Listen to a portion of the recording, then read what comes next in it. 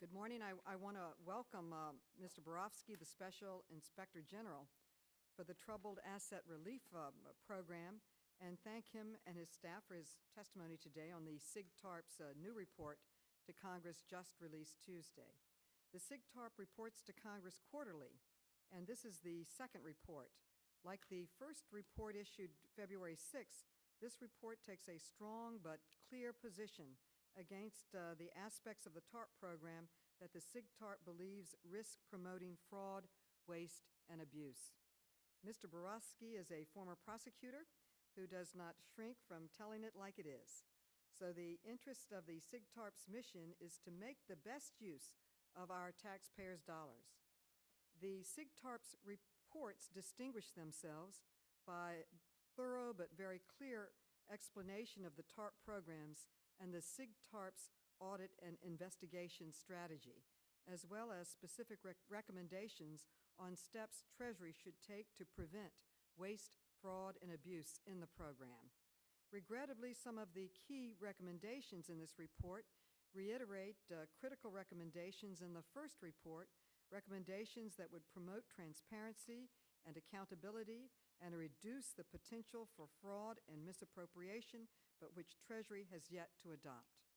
The second report is even more critical to our understanding than the first, in part because the TARP has become such a complex series of programs, and in part because the dialogue between the SIG TARP and Treasury on key issues is more advanced and is getting into some specific issues that are of great interest to policymakers and to this committee.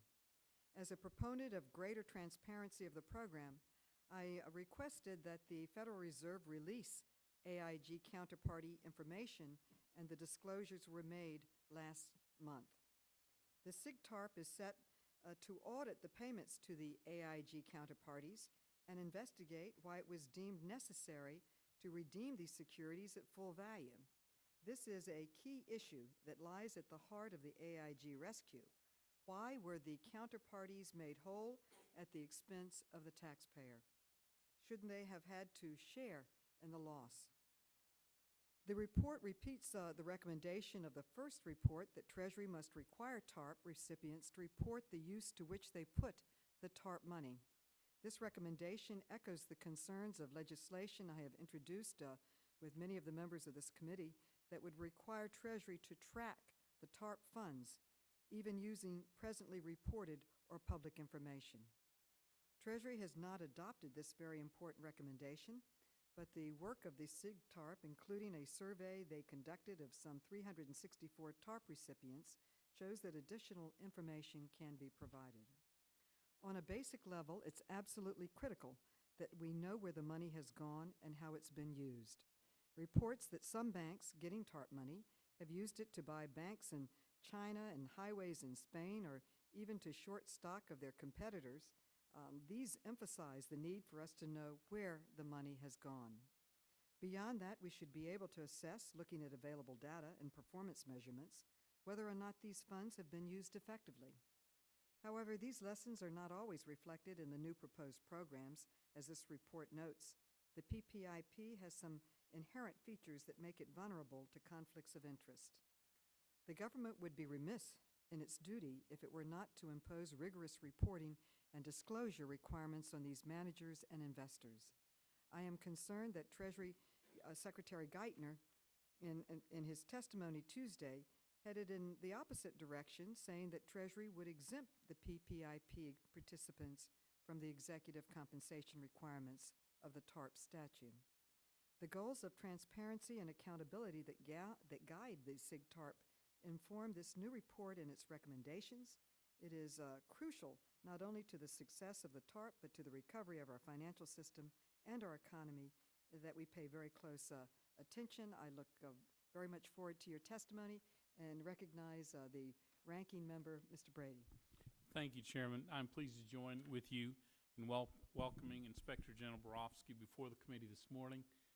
His office is one of the most important and effective guardians of the trillions of dollars taxpayers have at risk in the massive bailouts of large financial institutions.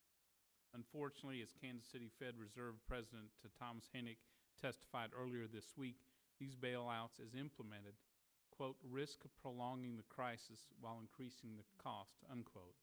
In this context, I found the Inspector General's most recent report quite disturbing. Mr. Barofsky, your report contains very troubling information that has not been previously disclosed. This report identifies numerous key weaknesses in the design and implementation of the government bailouts that could greatly increase their cost. For example, according to your report, the Treasury Department has indicated it will not adopt the Special Inspector General's recommendations that all TARP recipients account for the use of TARP funds, set up internal controls to comply with such accounting, and report periodically to Treasury on the results with appropriate sworn certifications, unquote. The complexity and lack of transparency in TARP programs are further reason for concern. I think the key question before the committee this morning is, why does Treasury continue to resist adopting many of the common sense safeguards recommended in your report? The massive public-private investment program unveiled by Secretary Geithner is, to many, key to our nation's economic recovery. Your report notes many aspects of the public-private investment program could make it inherently vulnerable to fraud, waste, and abuse. Vulnerabilities include the huge size of the program, along with conflicts of interest, collusion, and money laundering. With regard to money laundering, which you identify as a potential risk, your report notes it would be unacceptable if TARP or related funds, quote, were used to leverage the profits of drug cartels or organized crime groups, unquote. Unlike banks and retail brokers, the government's proposed public-private partnerships are not currently subject to comparable disclosure rules to prevent money laundering and abuse. The question is, why not? Furthermore, the report demonstrates how interactions between two different bailout programs could encourage excessive leverage and greatly magnify taxpayer losses. In other words, without adequate protections, the toxic loan program could be gained for profit by the financial institutions it is trying to save, or used as a legal vehicle for those who cannot launder their money through existing financial institutions. The question is, why not address in advance the vulnerabilities your report has identified? With regard to another component of the bailouts administered by the Fed, your report said Treasury should require additional anti-fraud and credit protection provisions specific to all mortgage-backed securities before participating in an expanded TALF, including minimum underwriting standards and other fraud prevention measures. According to the latest estimates, the amount of losses from toxic assets in the U.S. alone may be high as $2.7 trillion. This clearly is a huge potential liability for American taxpayers. Unfortunately, Treasury's financial rescue plan seems designed to marginalize Congress in this debate and avoid the appropriations process. Nonetheless, Congress should not finalize the 2009 budget resolution without considering the tremendous costs of the ongoing bailouts.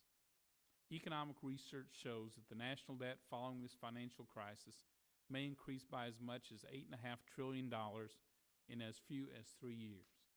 This grim fiscal prospect should be an overriding consideration as we consider budget priorities and proposals for yet more spending. Congress should not go on an irresponsible spending spree with trillions of dollars of bailouts already threatening the taxpayers. Inspector General, you've raised serious and troubling questions in your report. Let's hope we can receive satisfactory answers to them from this administration. And I would yield back. I would now like to introduce our distinguished witness. Neil Barofsky is the Special Inspector General for the Troubled Asset Relief Program. He was confirmed by the Senate on December 8, 2008, and was sworn into office on December 15, 2008. Prior to assuming the position of Special IG, Mr. Barofsky was a federal prosecutor in the U.S. Attorney's Office for the Southern District of New York for more than 8 years. In that office, Mr. Barofsky was a senior trial counsel who headed the Mortgage Fraud Group, which investigated and prosecuted all aspects of mortgage fraud, from retail mortgage fraud cases to investigations involving potential securities fraud with respect to collateralized debt obligations. One of the matters that Mr. Barofsky supervised was the broad investigation into the $55 trillion credit default swap market, which was conducted in partnership with the New York State Attorney General's Office. Mr. Barofsky is a magna cum laude graduate of the New York University School of Law. And I want to thank you very much for your work, for being with us today, and please proceed with your testimony, and I welcome all my colleagues for being here on this important hearing. Thank you. Thank you, Madam Chair, and thank you for that kind introduction.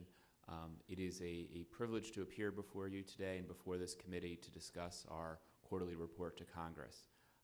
It was approximately a little bit more than 6 months ago, close to 7 months, that the Emergency Economic Stabilization Act was enacted, and a little bit over 4 months since I took office.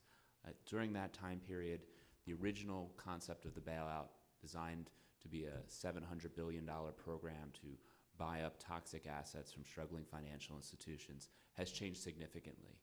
We're now charged with overseeing 12 separate programs involving, by our calculation, up to $3 trillion of predominantly government money. TARP money, the $700 billion, is the seed, and it was combined with guarantees by the FDIC and non-recourse loans from the Federal Reserve. This is a daunting and historic challenge for my office. And as we report in our quarterly report, as I've been building my office, I've addressed 3 primary areas in carrying out this task: enforcement, transparency, and coordinated oversight. I'd like to first discuss what we've been doing on the enforcement front. This is of particular importance to us because of the 4 oversight bodies referenced in the Bailout Act, we stand alone as the one having criminal law enforcement body. I've recently been described as the TARP cop, and we take that role very, very seriously. Our hotline is up and running, available on the internet at our website, www.sigtarp.gov. We have a toll-free telephone number, 877-SIG-2009. We've processed more than 400 referrals from that hotline. We've had tremendous response to it.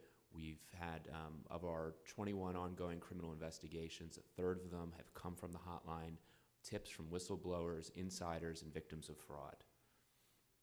Our approach as an investigations division as we build is to be extremely proactive. We're seeking to, in many ways, to redefine federal criminal law enforcement in reaction to large government programs. I think a best example of that is our assembling of the TALF task force, which we're about to expand to include not only the TALF program, but also the private-public investment program. This task force will then be addressing up to $2 trillion of coverage of the bailout programs.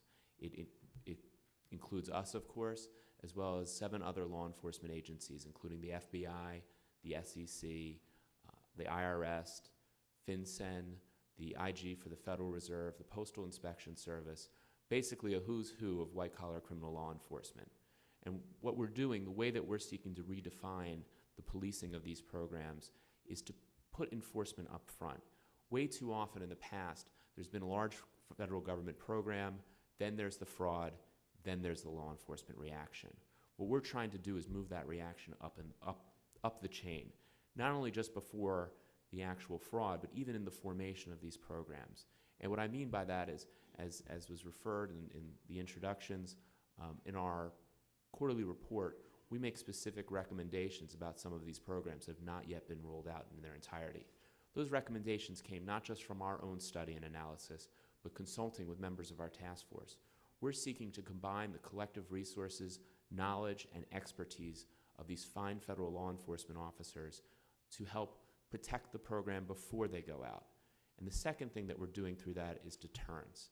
By letting all those out there who may seek to criminally profit off of these programs to know that we're out there and we're not alone, that this is a combined federal law enforcement. We're going to marshal our resources to bring those who may try to steal to justice. And I think another great example of that is what happened yesterday. Yesterday I was down in Tennessee announcing the first criminal charges being filed in connection with the SIG TARP investigation. Gordon Grigg was charged with 8 counts of mail-in wire fraud through his conducting of a scam that involved selling a fictional investment, TARP Act securities, something that doesn't exist, cannot exist. It was a pure creation of his criminal imagination. What's significant about this case is not the numbers. It was a $10 million securities fraud, but it shows you what coordinated law enforcement can do.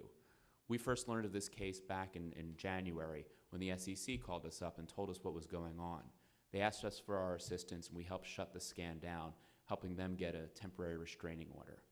After that, we used our unique position to coordinate a criminal law enforcement response. The FBI, the Postal Inspection Service, and the U.S. Attorney for the Middle District of Tennessee. We coordinated together to get the filing of those charges. And I think that these charges indicate and should signal to those considering to commit fraud that we're out there. It doesn't matter what the size of the fraud is, whether it's large or small. It doesn't matter where the fraud is committed, whether it's on Wall Street or on Main Street. And it doesn't matter who the victim of the fraud is, whether it's the United States, its government itself, individual unsuspecting investors, such as in the Grigg case, or even struggling homeowners. The federal government stands ready, willing, and able to enforce the laws and to make sure that these folks get brought to justice. The second area that we're focusing on is of course, transparency. On my 8th day in office, December 23rd, we made our first of our series of recommendations to Treasury. And these were largely based on our concerns about transparency. One of them, which has been adopted, was that Treasury post all of its agreements up on the internet related to the TARP. Although not a terribly complicated concept, one that hadn't been adopted at that point. And under the last administration, they largely agreed to do so. And Secretary Geithner, shortly after he took office, fully adopted that recommendation. We also made the recommendation, however, which was referenced in the opening comments, which has not been adopted, and that is that Treasury require all TARP recipients to account for their use of funds. This is a recommendation that we made back in late December. It's a recommendation we continue to make.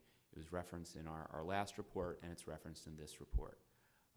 Our efforts to get this recommendation implemented met only with success with respect to 2 TARP recipients, Citigroup and Bank of America, but otherwise it hasn't come to pass.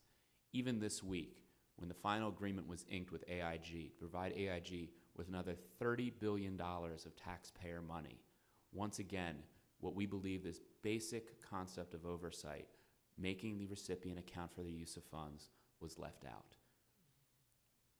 What we did because of our commitment to transparency in late January, early February, was to take matters into our own hand. We launched our own audit by surveying each of the TARP recipients. And what we found, after we got a 100% response rate from the 364 institutions that we surveyed, was that you can, it is possible, and you can get good results from requiring or asking banks how they're using the money, particularly for those financial institutions that established internal controls before they got the money, made the conscious effort to try to keep track of the funds. This is a recommendation we made to Treasury that hasn't been adopted, but some financial institutions did it on their own. And those that did were able to give us some very specific answers, sometimes granular detail about specific actions they were able to take that they wouldn't have been able to take but for TARP funds. Sometimes even individual loans that were made out of TARP money. And I think that the results of this survey, and we're going to be putting a preliminary report out hopefully in June, will indicate that the prior complaints that it is impractical or impossible or a waste of time are simply unfounded complaints, and we're going to continue to push the Treasury to adopt this recommendation. Also part of our transparency efforts is, and our oversight is through our audit function.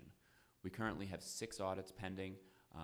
As was mentioned, not only is it on use of funds, but on executive compensation, AIG counterparties, the recent bonus and retention payments made by AIG, a case study into Bank of America and Merrill Lynch, and how Bank of America was the beneficiary of, in 4 different transactions, 3 different TARP programs, of $45 billion in cash and more than $100 billion of toxic asset guarantees, as well as several other issues that we're looking into. And of course, also part of our oversight function is making recommendations. And as I noted before, we don't do these in a vacuum. For example, in our report, we consulted with the mortgage fraud experts at the FBI. We sat down with them before even any of the details of the mortgage modification program were rolled out because we thought it was so important. And drawing on my own experience as a mortgage fraud prosecutor, we were concerned that some of those same concerns that I saw in prosecuting those cases would be funneled in and try to victimize this program. So not only do these recommendations reflect my own experiences, but also those of mortgage fraud experts at the FBI. Similarly, our recommendations concerning the private public investment program. And as noted, we have some grave concerns about the structure of these programs if certain very serious steps are not taken to address the high potential for fraud, whether it's conflicts of interest, price collusion, price fixing, money laundering, and other dangers that are potentially present in these programs. I was happy to see, though, that last night Treasury did announce the adoption of one of our recommendations involving asset management. We have long been pushing for Treasury to take steps to value this vast portfolio of assets that they manage on behalf of the taxpayers, who of course are the investors in this program. And yesterday, they did adopt that recommendation by hiring 3 asset managers. We were encouraged to see that, and obviously it's so important now that Treasury is going to be actually liquidating some of the assets, including the warrants that were acquired in the capital purchase program.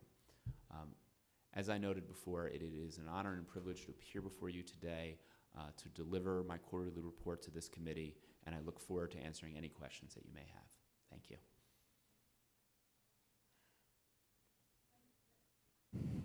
Thank you very much for your testimony.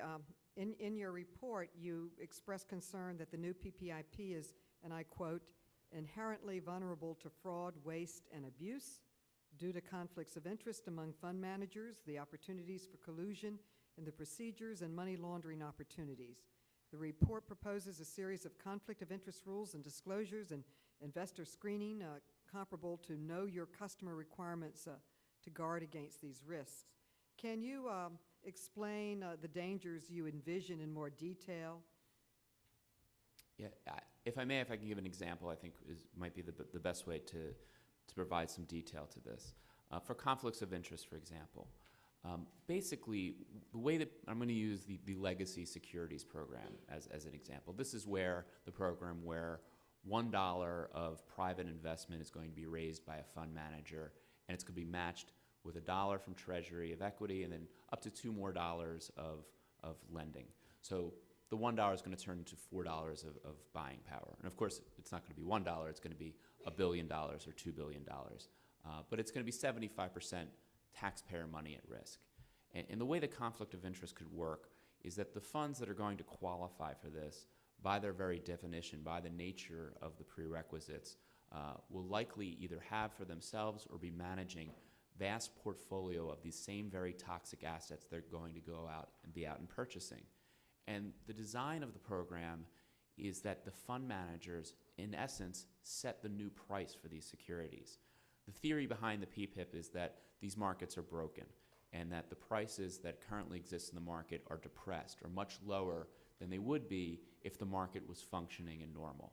And the idea behind the PPIP is that putting government money to help restart the market and help price it at what would be more accurate.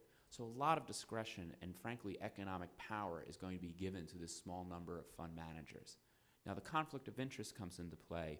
What if that fund manager has on its books or managing for other clients from which it derives fees the exact same mortgage-backed security that it's going to go out and buy at a higher price? An example we use in the report, if, let's say, there's one that's currently at 20 because the market is depressed, and the fund manager thinks, well, it's probably worth about 30. Normally, without a conflict of interest, it would go out and buy that security from others up to the price of 30. But if the fund manager realizes that it could set the price and set that price at what it feels or wants to do, it could set that price at 50 and start buying at 50. Obviously, the sellers would be more than willing to take 50 for an asset that's only worth 30. Now, at the same time, the asset manager then can sell off what he or she has on their books and records that they value at 20, think could be worth up to 30. They can unload it at 50, making a huge profit. So what happens at the end of this scenario? Fund manager makes a huge profit. The seller of the toxic asset makes a huge profit. But eventually, that price drops down to what its market level would be, to 30. And who's left holding the bag? The taxpayer. So that's a really simplified example of how conflict of interest can come into play and hurt the taxpayer without the right types of protections. Could you elaborate more on steps that we could take to prevent these type of risks to taxpayer dollars? I think the two areas that are going to be essential is, one, we have to have very, very strict conflict of interest rules. Now, there's a wide array of possible solutions. One is that the entity not be able to enter into transactions for securities that it has on its own books and records. Now, if this may be inherently very, very difficult, if not impossible, the way the program is currently structured, but that would be a way of limiting this conflict of interest.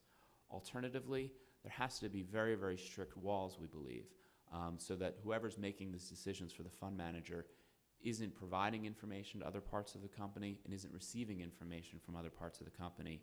So in a way to put that manager in a black box so that their decisions are independent of what impact those decisions may have for the benefit of the rest of the company. Another key area is obviously transparency, and our recommendations continue to push for more and more transparency throughout the TARP. But in this area, we think it's crucial. Again, not just for the point of transparency for the sake that obviously this Congress and the American people need to know what's going on with their investments, but as a fraud protection. We need to know every detail of every transaction that's going on in these funds that taxpayers are a part of, and that should be publicly reported so all the investors can see what, and by investors I mean taxpayers, can see what's going on. But we also need to access and be able to see what else is going on in the company. So my office and Treasury, as part of its compliance function, has to be provided all information about transactions managed or for that fund manager's books in the securities and similar securities, so that we can track and see if that fund manager is making decisions not for the benefit of the taxpayer, but the benefit of itself or other clients that it has. Those are some of the types of recommendations we include in our report. Thank you. My time has expired. Mr. Brady for 5 minutes. Thank you, Madam Chairman. One, I applaud your approach on being proactive on the fraud area and prevention, and also on focus on transparency within the program. Both are dearly needed. On page 147 of the report, you talk about the areas of vulnerability under the new public-private investment program, and you talk about, as the chairman said, conflicts of interest, collusion, and the potential for money laundering, which, our U.S. leaders have rightly focused in the G20 and OECD on trying to stop these activities around the world. So my question is, so it seems like we would have a great deal of interest in stopping it in our own government programs. Has the Treasury adopted all of your recommendations to protect taxpayer interests related to the new public-private investment program? They have not yet. We had a meeting with them earlier this week where we discussed in detail a lot of our recommendations. They've indicated that a lot of them are under consideration, but they've not yet adopted them. Have they given you a timeline for adopting them, or indicated that they will adopt some, many, most, all? They have not. The people that we were speaking to were sort of the engineers and mechanics of the program, and they were extremely receptive of our recommendations. They thought that they made sense. They raised significant concerns, but ultimately those are decisions that are made by the policymakers, and they have not communicated to us, one, where they're leaning as far as our recommendations, two, or providing us with a timeline. So Secretary Geithner has not indicated publicly or privately if he will adopt these recommendations? No, he has not. You make the same, I think, common sense recommendations in dealing with the TARP. Simply asking that the recipients account for the use of the money and set up internal controls so we can continue to track it. I think that's a desire by every member of Congress and the public as well. Why, same question, has Treasury adopted these recommendations, and if not, why? They have not, other than in the last administration when in the targeted investment program investments with Citi and B of A. That's the only time it was adopted. As to the why not, it's really for Treasury to answer. What I've been told on various times by Mr. Kashkari is that they believe that because of the inherent fungibility of money, that it is not a positive use of resources, that it would be a waste of time possibly, that it's very difficult to track, and other explanations. I believe the results of our survey disprove those suggestions. But as I spoke to Mr. Kashkari, I think last week or the week before, he told me that he's raised our concerns to the Secretary, as well as to Chairman Bernanke, and that they continue to agree that this requirement not be imposed. I just think stonewalling on this issue of transparency really undermines public support and confidence in the program. One of the goals of it is to restore public investor confidence in the system. Can I ask, final question, we're running out of time, but in your report as well, you raise issues about using the dollars that have been set aside for the Term Asset-Backed Securities Loan Facility, TALF, basically focused at consumer loans, and using that to finance the public-private investment program. And you suggest it really undermines TALF's stated purpose of trying to deal with credit-worthy consumers and small businesses. Can you elaborate on that? Well, there's a number of concerns that we have in the expansion of the TALF. The program was designed for a certain purpose, as you noted, and that purpose was inherent in the fraud and credit loss protections of the program. Applying that to legacy assets, these toxic mortgage-backed securities, those protections don't really work. And that's why we previously made the recommendation to tread very carefully. And what we're encouraging Treasury to do is really rethink those protections. And we've had discussions with the Federal Reserve as well as with Treasury, and they have indicated that they are going to be adopting our recommendations, at least to the extent that they're not going to at least be dropping the legacy mortgage-backed securities right into the program. They're going to do, in response to our recommendations, they've indicated that they're going to do a security-by-security analysis, and also indicated that they may adopt our recommendation that certain types of mortgage-backed securities are just off the table. And those would be things, these securities that we know have been just riddled with fraud, the liar loans, the stated loans with no underwriting whatsoever, those types of things. So we're going to continue to push for those recommendations to be adopted. Well, I just hope Treasury understands that if they don't adopt your recommendations, this Congress may well direct them to do. So, Madam Chairman, thank you. Thank you so much. The gentleman's time has expired. Congresswoman Sanchez for 5 minutes. Put it down. Turn yours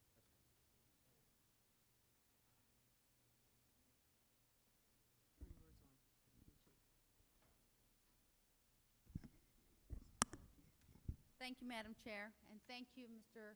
Barofsky, for being before us. I used to work in the securities industry. I used to be one of those people that put together deals. So my question goes to something that you were talking about earlier, the conflict of interest that you see going on. Now, at least when I used to work in the investment banking industry, when we would sell securities, whatever type they were, we would make a syndicated group, spreading the risk over everybody on the street, including people who had desks like B of A and your typical commercial banks. So my question is, doesn't everybody have some part of these assets, and it would be very difficult for us to for anybody to think that they don't have it within their portfolio in any of these funds something of everything? That is one of the problems of the conflict of interest. And that's one of the problems ultimately in the design of the program, unless very, very strict conflict of interest rules are put into place and the right types of walls.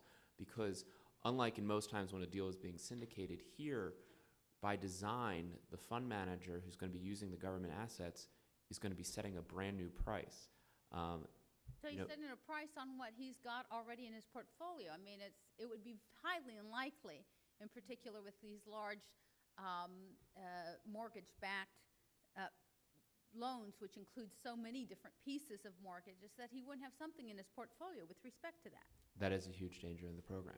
I mean, So it's unlike anything we've seen. I mean, if this program didn't exist with a government sanction and one party was a private party in normal circumstances was setting the price for an asset that was on its books and records, one might suggest that that would be manipulation. Here, this is what the whole point of the program is, to get these prices up. So it's why we really strongly believe these protections must be in place.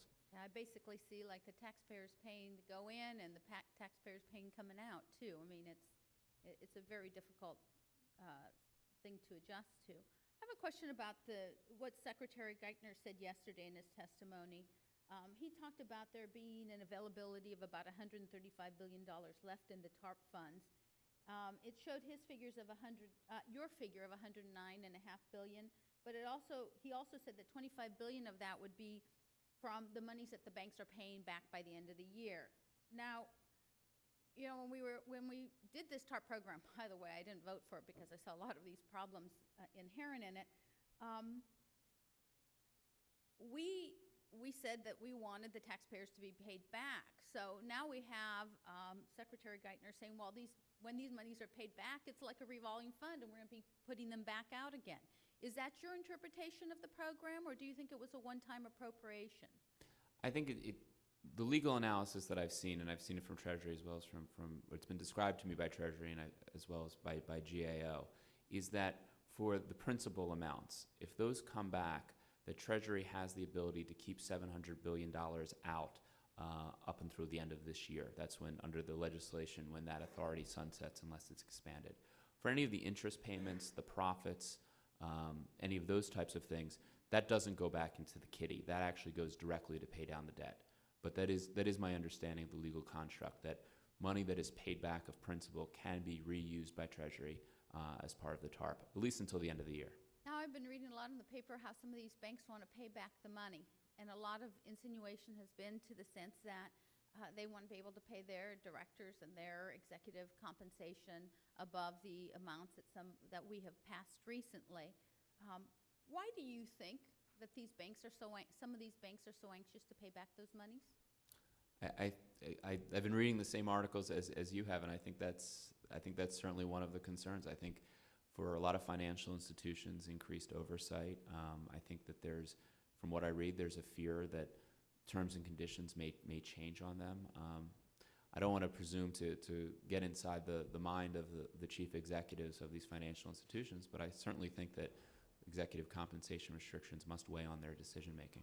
And lastly, I have some people who have said that the next problem with respect to mortgage will come in the commercial mortgage industry, and that one of the reasons the banks are holding on to these monies and they're not paying is that they want to be able to have the reserves in place for some of the losses that they expect in the commercial field. Do you have any, can you comment to that?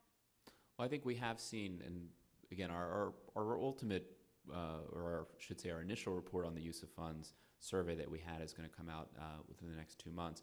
But I've obviously looked through probably about 100 of the responses, and one of the things that we do see is that financial institutions are preserving the TARP money as a cushion for future losses, whether it's commercial mortgage-backed security or the residential mortgage-backed securities, or just furthering deepening of the recession. That is something that we've seen.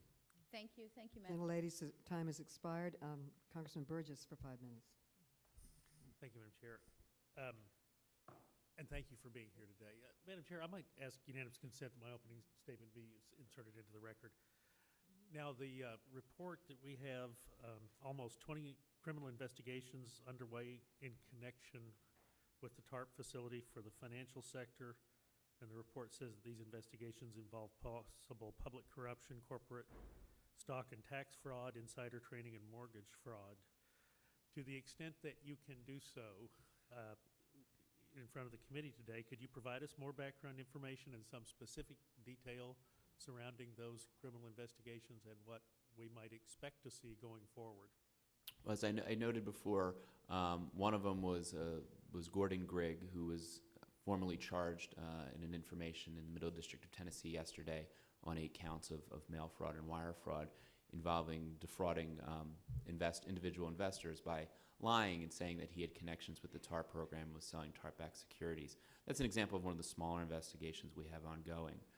We've previously discussed that we have an ongoing inquiry into Bank of America and Merrill Lynch and the circumstances that surrounded its Merrill's end-of-the-year bonus payments. Although I can't comment on any detail of our other pending investigations, they do include the categories of cases that you have. And just by way of an example of a type of potential investigation in the securities fraud, let's say a financial institution applied for TARP funds but was cooking its books. In other words, its financial statements were off, they were manipulated, or its ratios were distorted, and they did so to get TARP money or to get more TARP money. That would be a very good example of the type of investigation that we're going to be conducting. Let me, and as a consequence of your quarterly report to this committee, we will be informed of those investigations as they come to conclusions. Absolutely. Or the results of those. Let me ask you. I hate it when people do this to me, but you gave an example. So can I walk through a hypothetical example with you of the public-private investment partnership that we're hearing so much about it? And I think you stated in your testimony that part of the oversight function is making recommendations. So I'll offer this as something you might consider for a recommendation. You also made the point that collusion and money laundering, it was important to know your customer. So perhaps we ought to choose our customers more wisely, and much of this debt we're passing off to our children and grandchildren.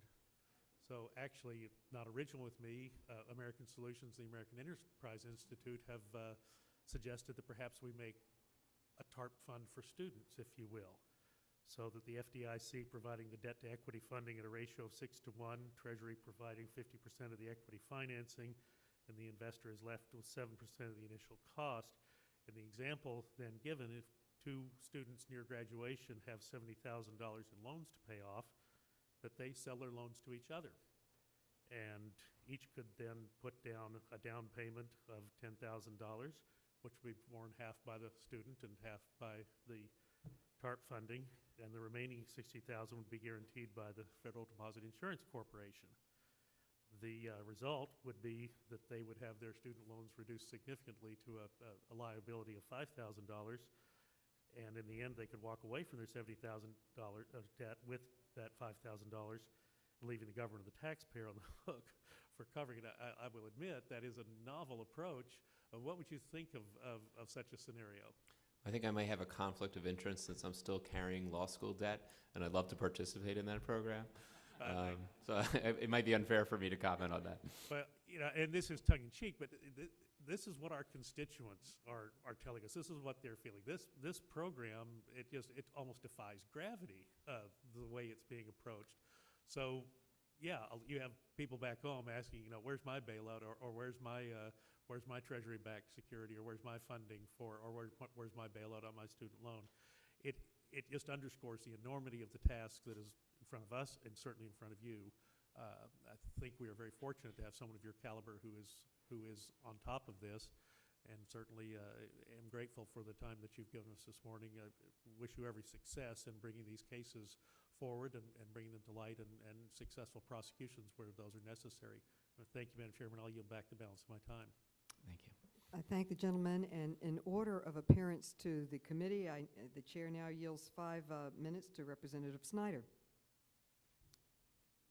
Thank you, Madam Chair. Over here, Ms. Barofsky. Good morning. Yeah, we're a long ways away. Good morning. I wanted to ask, in terms of your approach, should there be a different approach in terms of some of the requirements you've talked about? I don't know the details of some of your suggestions between those institutions that clearly at the beginning of this 6, 8, 10 months ago were institutions in trouble versus those banks, 90% or so of banks or other financial institutions that are not in trouble, that are still making a living, versus those that are clearly somewhat of a criminal enterprise. Should your approach, should the approach of the Treasury Department be different as we approach those 3 different entities? Well, I think that it depends on the program. I think that within any particular program, all institutions should be treated fairly and equally. Obviously, anything that approaches a criminal enterprise should be treated very differently. Right. We'll seek to have those individuals responsible for that put in jail, which will be a much different approach. But I think that how about with regard to your requirement of the how the specific transparency with regard to the use of TARP funds? Our recommendation should it be the same whether an institution has been in trouble or it's one that we've actually been encouraging to take money in order to improve the credit market? Our recommendation is across the board on that. We think that any TARP recipient should be required to report on its use of funds. So I interrupt you, but so basically we'll take out the criminal enterprise there. Back to those institutions that were not in trouble at the beginning of this program and still aren't, ones that we've been somewhat encouraging to take funds and participate because we want these funds to get out to the American public as part of the credit market. should they be treated, you're saying that in none of the programs they should be treated differently than those institutions that were in trouble? Well, I think that with respect to use of funds, certainly any institution, regardless of its health, if they're taking 10, 15, 20, $25 billion of taxpayer funds and getting the benefit of those funds, they should be required to let us know how they're using it. I think as far as other conditions or more stringent conditions that are put on the terms of the funds, I think the Treasury has adopted different approaches for those financial institutions. The terms and conditions for Citi and Bank of America are more stringent than that on Goldman Sachs. And I think that's reflective of the different types of investment, the higher risk of those investments. You mentioned specific dollar amounts. Is your recommendation that beyond a certain level, you said 10 billion, 20 billion, I thought your recommendation was any level of TARP funds should be declared, the use of the funds should be declared. Am I wrong on that? No, absolutely that's the case. I was just using that as an example that whether they're healthy or not healthy, because of the volume of money, and some of the banks that have received the most have been most public about their intention to pay back the fund. So Right. that's why I was using those numbers. But I think in those cases, it's all the more important. But we believe that every financial institution, it should just be a basic condition of taking government assistance. I'm trying to, okay, we use the phrase bailout funds a lot, and then you just use the phrase government assistance. I'm trying to put myself in the position of the community bankers out there. We all have some of these in our district that they actually are doing well. At least they are in Arkansas. They're trying to weather this thing reasonably well. They're not in trouble.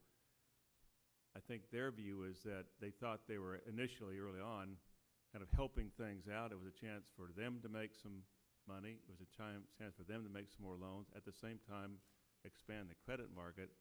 And yet, we kind of come back to them. I think they feel like they're being treated as something different than what they initially thought. So I don't know, is it fair to call it, as we call it, assistance? They probably would look on it as a chance to try to help to get the American economy moving again. I want to ask, you were dismissive of the fungibility argument. If I was somebody who's going to declare how I was going to use these funds, and money is fungible, I would take that money in, and you've given some examples. I think you think most folks can say exactly how they use that money. But if I'm a banker that's got 10 projects, and I think, if I bring in this sum of money, that will enable me to do 8 or 9 of those projects versus 6 or 7, wouldn't I just cherry pick and pick the nicest looking one to declare that that's how I'm using my TARP funds? How do you get around that?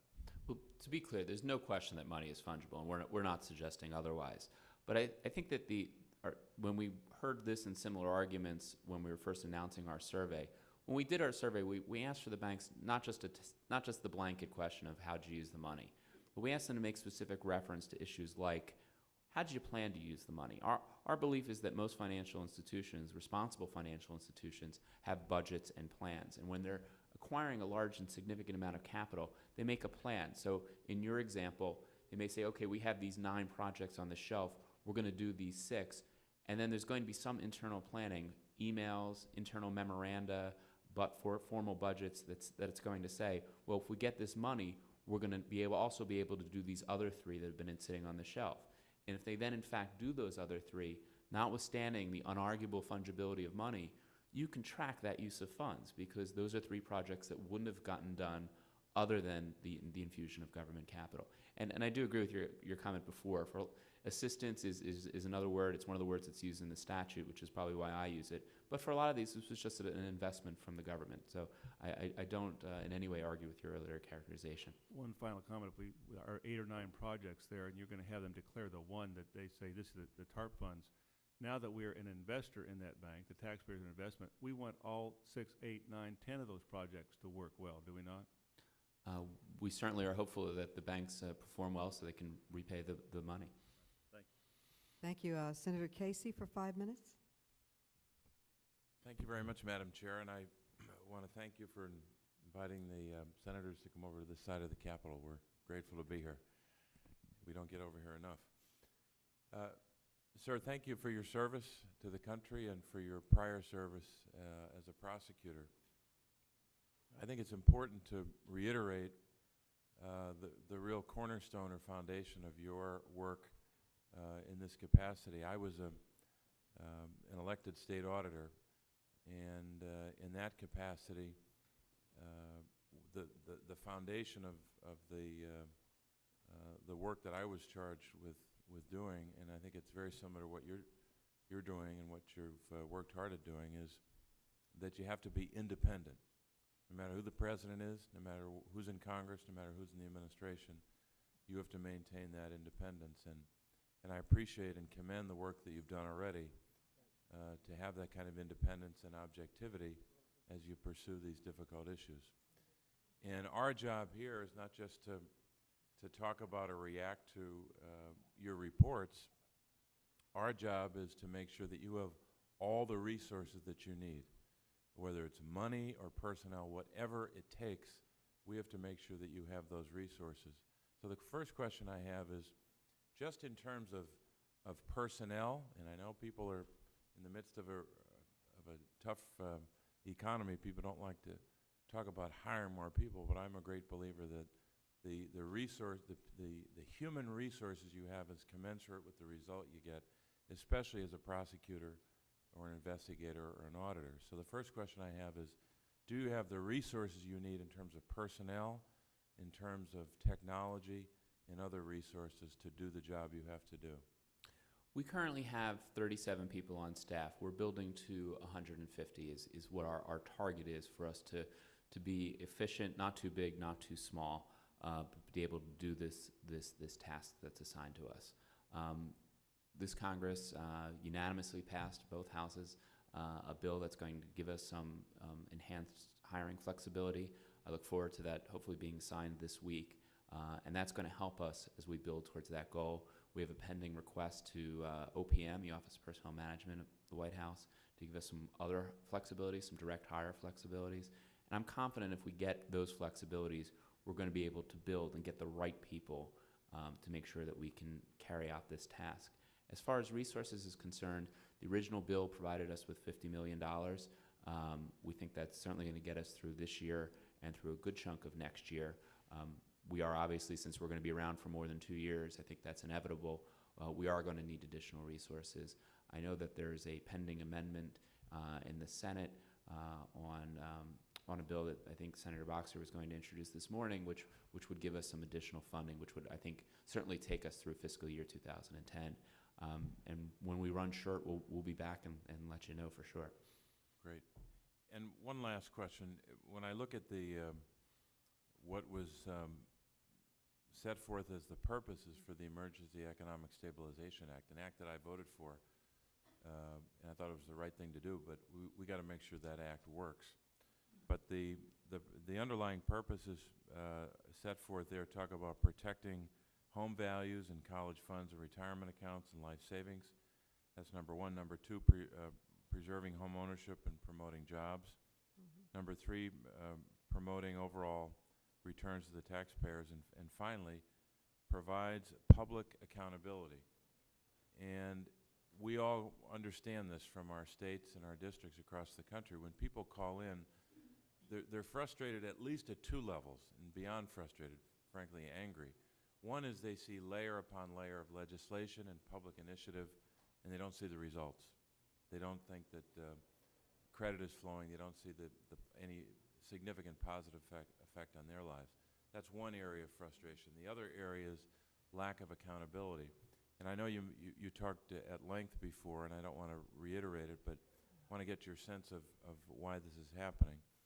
When you said to Treasury that you thought there should be some, with regard to the 364 institutions, that there should be some accountability as to how they're spending the dollars, and that you continue to reassert or reiterate that recommendation to Treasury that require all TARP recipients to report on the use of the funds. Please say to us again and articulate for us, what argument does Treasury use pursuant to your recommend or in response to your recommendation as to why they should not do that? Again, although I'm reluctant to speak for Treasury, what I have heard is arguments that because of the fungibility of money, that it is impractical or impossible to require banks to report on the use of funds, that it could be a waste of time or resources, and just a fundamental disagreement with why it would be important for us to do so. That makes no sense to me, and I know it makes no sense to you. So I'm glad you pursued this on your own and got the information on your own initiative. But I'm over time. Thank you very much. Thank you. Congressman Hinchey has yielded his placement to Senator Klobuchar due to her time restraints, so the chair recognizes the good senator for 5 minutes. Well, thank you very much, and thank you, Congressman Hinchey, who says the House and Senate can't work together. Thank you very much for doing that. Okay. It's good to see you again, Mr. Barofsky. We had a hearing in front of Judiciary. I thought I learned everything I needed to know about you. Now I know you still have student loans. I will tell you, when I met my husband, he had $50,000 in student loans, but I married him anyway, so hopefully you're doing fine.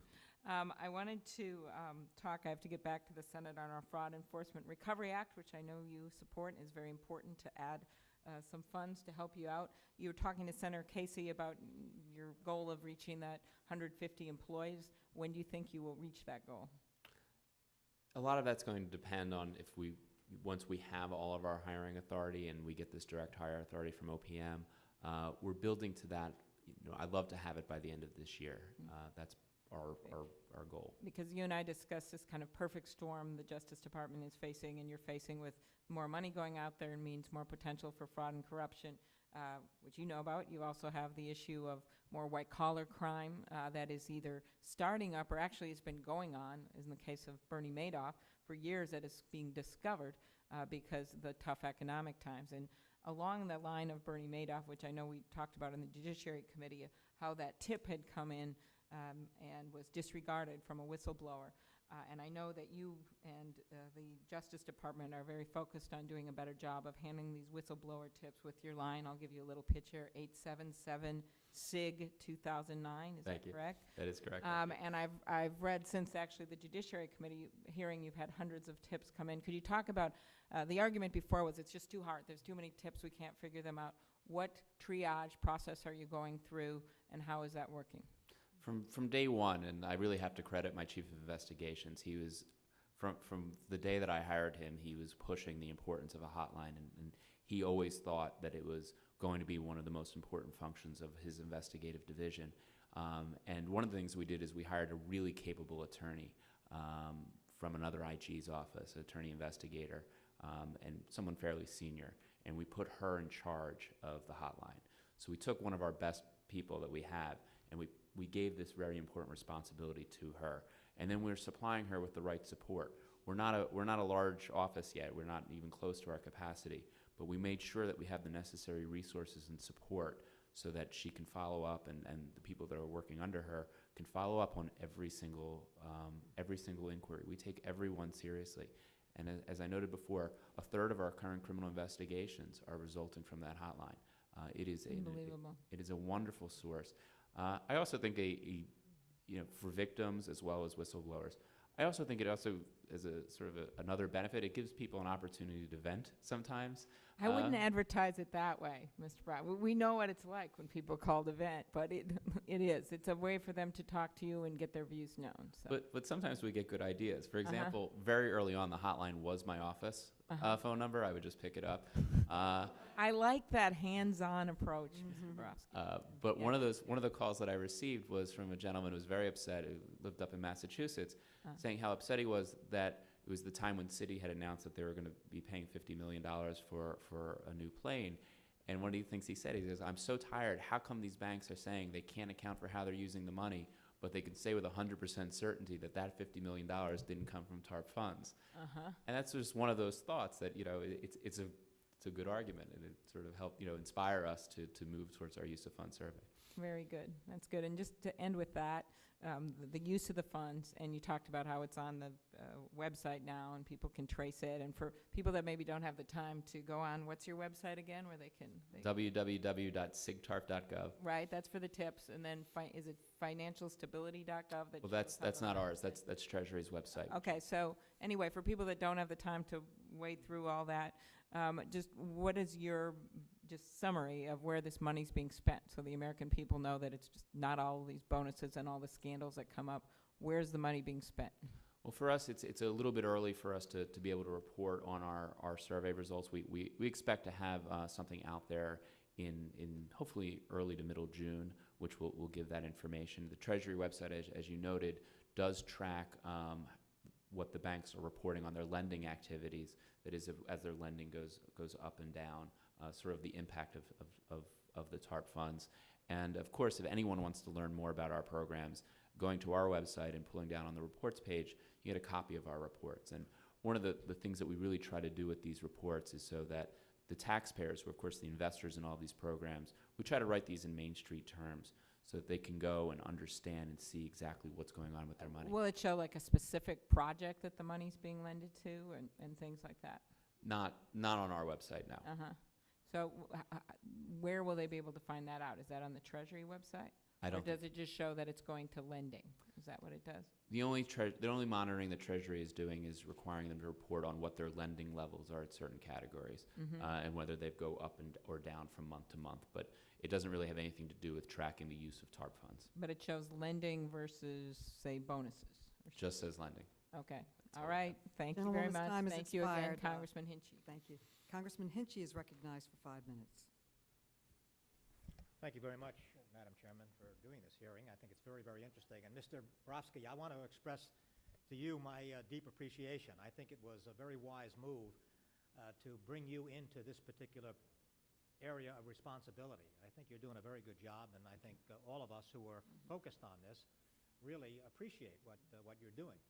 At the same time that we appreciate what you're doing, we recognize the complexity of the job that you have and how complex and how difficult it can be, particularly when you're not getting the cooperation of people that you really have to work with in order to come up with the recommendations and the facts that you have the responsibility to deliver. Your use of the word fraud in the context of your presentation this morning, I think, was very, very appropriate. Fraud is just so relevant in this particular set of circumstances from the very beginning. The situation we're dealing with is fraudulent investments that were put together by a number of operations, like AIG, for example, and a whole host of others. Fraudulent investments which drew money out of the people who invested so that they could make money for themselves. And they knew what they were doing. They did it purposefully and intentionally. There's no question about that. So what you're doing now to look into this situation with regard to the TARP funding, which was a bailout bill for, in some measure at least, for some of the institutions that were engaged in that fraudulent practice from the beginning, and which was presented to us by former Secretary of the Treasury Paulson in a way that was guaranteed not to give any real analysis of the situation, any real facts. And unfortunately, it was ultimately passed by this Congress without those kinds of contexts as well. Subsequently, however, the House of Representatives actually passed legislation which would require the Treasury Department to get these kinds of facts and put the information out there. But unfortunately, that bill was not passed by the Senate. And I think that that is just another example of the very effective political influence that is going on by a lot of these banking institutions and others, and also the political influence that is going on by people involved in the political process here in our government. So what you're doing is very, very critically important. And the problem is, how are we going to deal with it more effectively? What are we supposed to be doing? What can we do to help you? What can we do to strengthen your ability to get the facts that you want to get and which we need so badly? I think right now, particularly with the recent the Special Inspector General Act of 2009, it really gives us a lot of arrows in our quiver, and I think that we have the necessary tools to do our job. Ultimately, of course, our recommendations are just that, they're recommendations, and Treasury is not compelled to adopt them. But that's the problem, isn't it? I mean, you're making recommendations. The recommendations that you're making are clearly solid, secure, very, very positive, should be followed through. But the problem that we're seeing is that these recommendations are not being adhered to. In some circumstances, that is true. I mean, to get Some are being followed, which is the good news, but ultimately recommendations are just that, recommendations. I mean, I think in the new act there is a requirement that the Secretary certify to Congress where he fails to adopt a recommendation that addresses a deficiency. So I think to that extent, once that act becomes law, there will be some very direct accountability for those circumstances. Well, that's right, if that does become law, and that's what has to happen. But in the meantime, we're struggling to try to get this situation to be dealt with in a more effective way. And there are obvious opposition to that. Can you tell us, at this point, what are the positive aspects that you've seen? What are the things that you've seen that give you some hope that this is going to develop into a more positive way? Well, I think, well, first of all, I would say that one of the things that we are seeing from our initial returns on the use of fund survey is that this injection of capital for a lot of banks, particularly the smaller community banks, at least as they're reporting to us, did go out to increase lending. They were able to leverage the money. They were able to use it to increase lending, especially the smaller community bank levels. I think a lot of these programs, although we have some very large concerns about the potential for fraud in them, a lot of these potentials can be addressed. And if Treasury does adopt these recommendations, these could very well be very good and viable and positive programs. And on some of these issues, Treasury has been very receptive to our recommendations. They haven't been implemented yet, but early indications are strong. So I think that there is hope. I think that there is, we certainly don't want to be sounding an alarm that all is lost. I think there's an opportunity here to protect the taxpayer with these programs. Well, we're going to have to be directly involved with you to try to make sure that the positive circumstances that you're talking about actually come into play, actually become facts. So I thank you very much. Thank you. Congressman Cummings for 5 minutes. Thank you very much, Madam Chairlady, and I want to thank you, Mr. Barofsky, for your very quick response to my letter, along with 20 or so other members of Congress, about the counterparties. Really appreciate what you jumping on that so quickly. Just want to ask you, what, if any, requirements has Treasury imposed upon the TARP recipients regarding their need to increase lending to perform other acts in the public interest? None. None. The requirements in the capital purchase program, I assume that you're talking about the capital purchase Yes. program. There aren't no such requirements. The only real requirements or restrictions on the use of funds have to do with what will be the statutorily enforced restrictions on executive compensation, as well as some restrictions on dividends and buying back of shares. Does that make your job more difficult? What makes my job more difficult is the failure, obviously, to adopt the recommendations to have the financial institutions report on their use of funds. As additional conditions are imposed, it's obviously a lot easier to see how money is not being used if you're also requiring the institutions under the pain of a certification for which it would be a crime to lie to report onto us how they are using the funds. That would obviously make oversight easier. One of the problems we face in this bailout is establishing metrics to measure the success of the various programs. That said, I would like to ask about President Obama's Making Home Affordable program. How much assistance has flowed to homeowners and services to facilitate mortgage modifications? It's just getting underway. $50 billion of TARP funds have been set aside.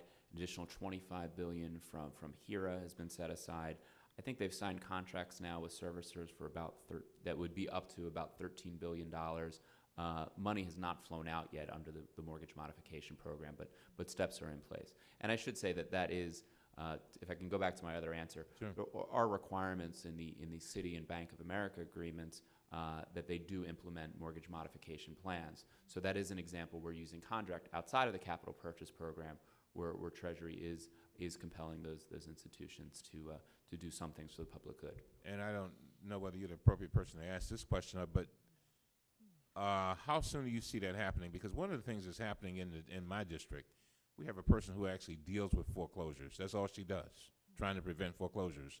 And it seems as if the president's plan is out there, but the mortgage companies haven't caught up with it. You follow what I'm saying? So in the meantime, people are falling through the floor. That is, they're being foreclosed upon. And I was just wondering, you have any idea of when do you see that being, in full operation? It should be going on now. Part of the mortgage modification plan under their agreements with the servicers is that before federal money starts flowing in, they need to put the struggling homeowner on a 90-day trial period. And during that trial period, the servicer is supposed to not foreclose on the property.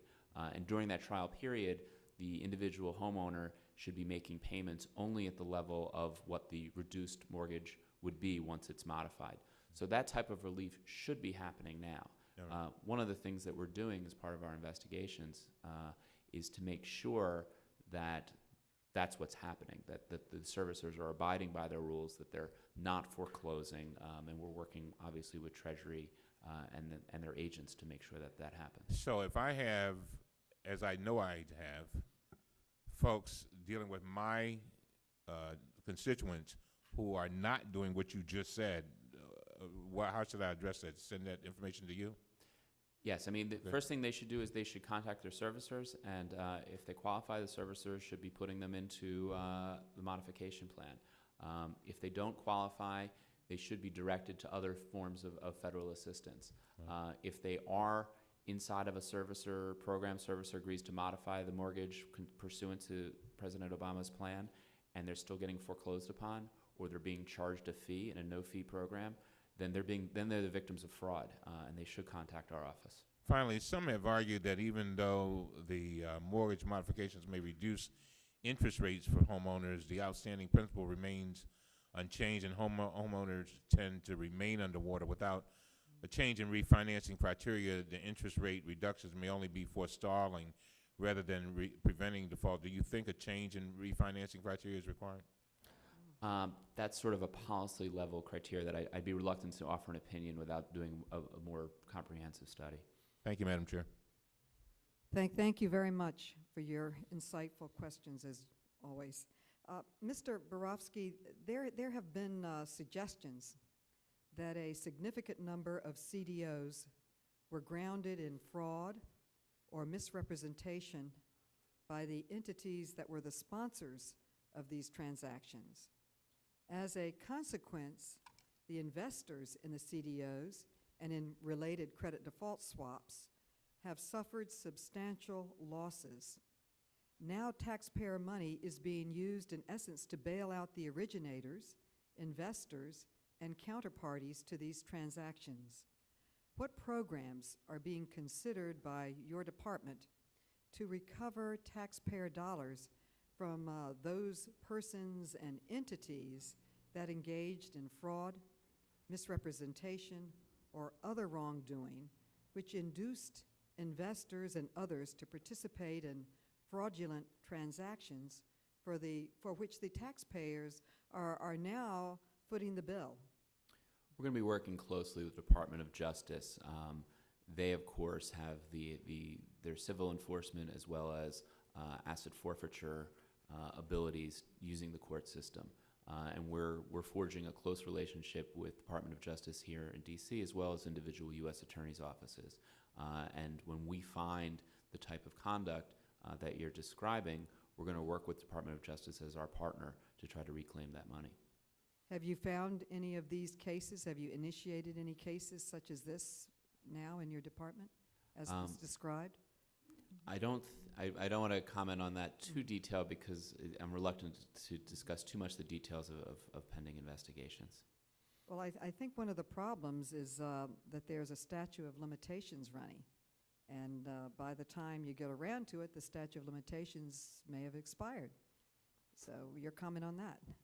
Our focus, of course, is going to be on reclaiming taxpayer funds in these transactions. So for those, we have 5 years from the date of investment at least. And if there's any ongoing fraud that's occurring, that would extend that statute of limitations. So from a TARP perspective and recovering taxpayer funds, we do have some time to put these investigations together and to get the Department of Justice on board. I would like to share with you that we have come forward with legislation that would require the tracking of where the TARP monies are going, giving you and government, the public, and others more information so that we can make better policy decisions in the future. I would like to give this legislation to you for your consideration and response back to the committee. And if you have any other further programs or ideas of how we could better track this money so we could have better policies going forward. I look forward to receiving it. My time has expired, and I'll call on Mr. Brady. Thank you, Madam Chairman. Towards page 148 of the report, you focus on the potential for collusion within the public-private investment program. And the scenario you lay out is two banks, both which have a toxic loan of $100 million valued in the marketplace, much less $60 million.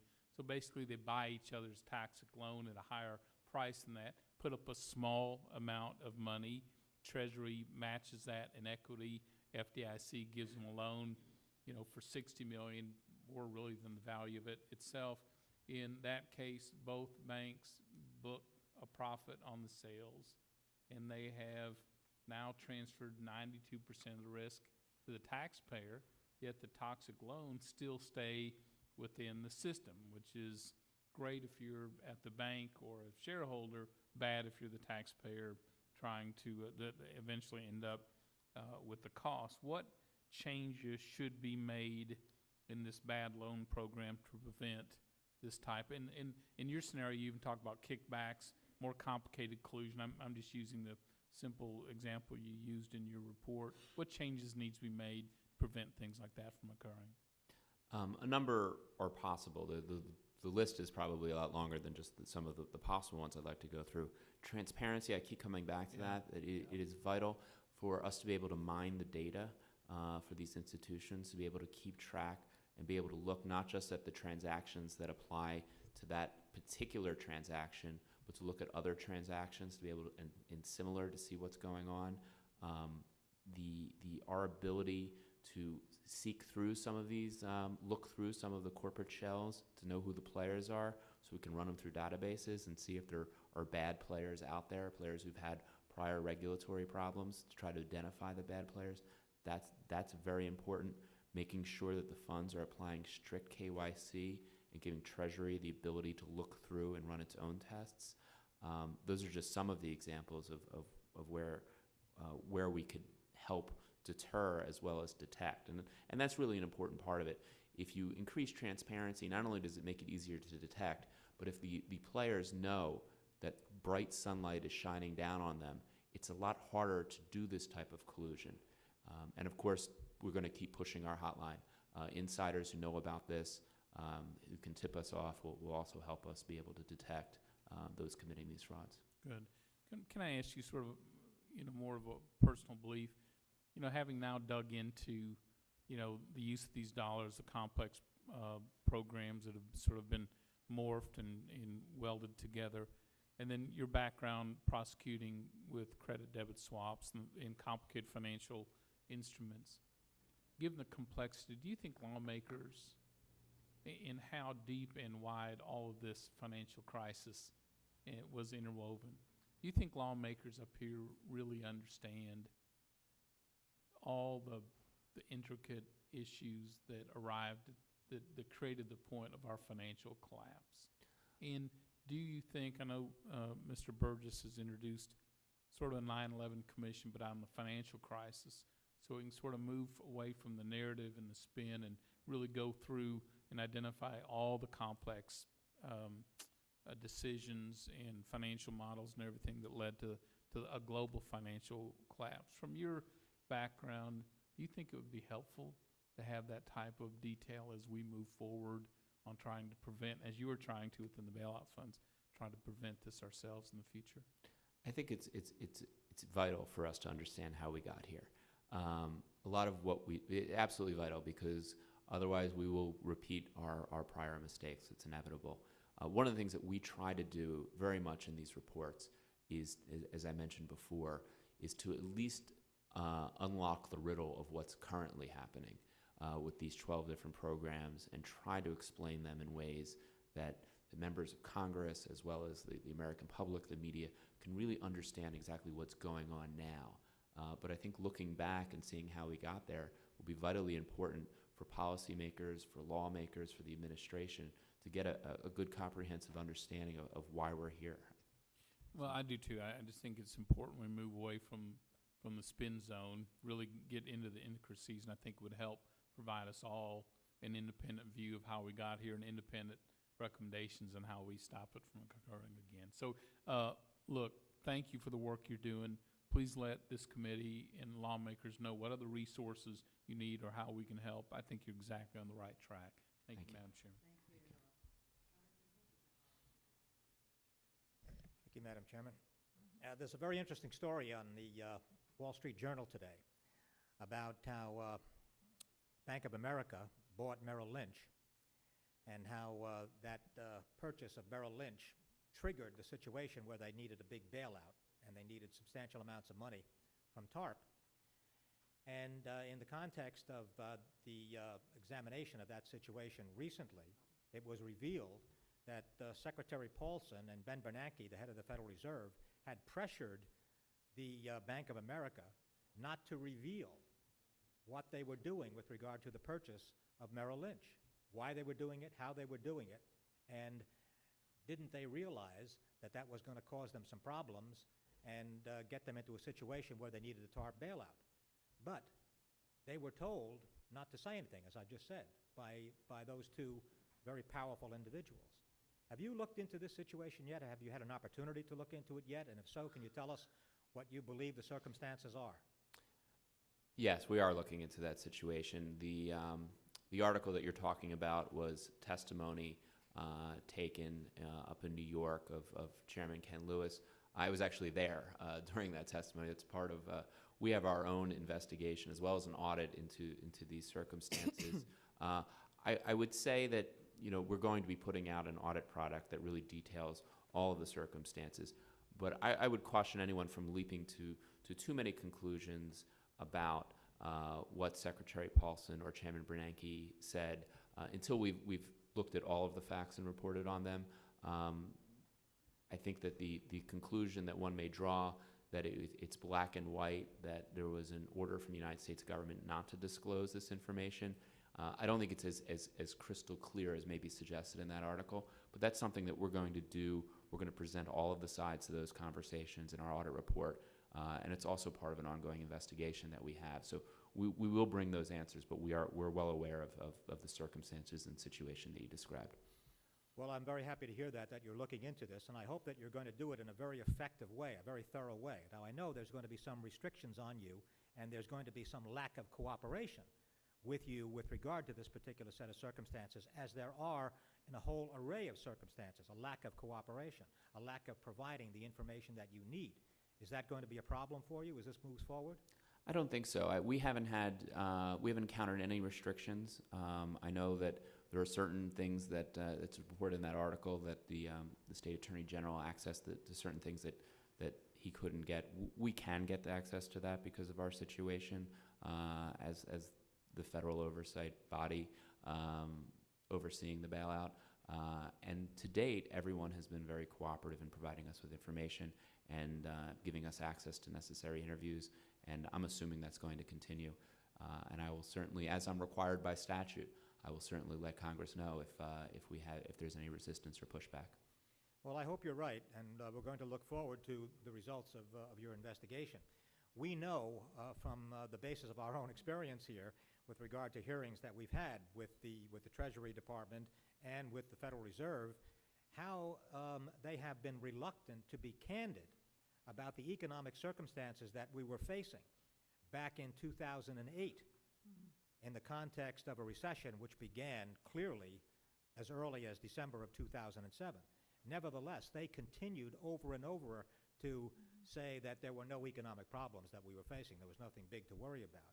And all of that continued until all of a sudden the TARP bill showed up here in the Congress with Secretary Paulson saying that this was something absolutely essential that needed to be passed. But no preliminary, actual, honest analysis of the economic circumstances that we were facing then. And I can't help but see that some of this is still continuing. We're still not getting all of the truth about this situation.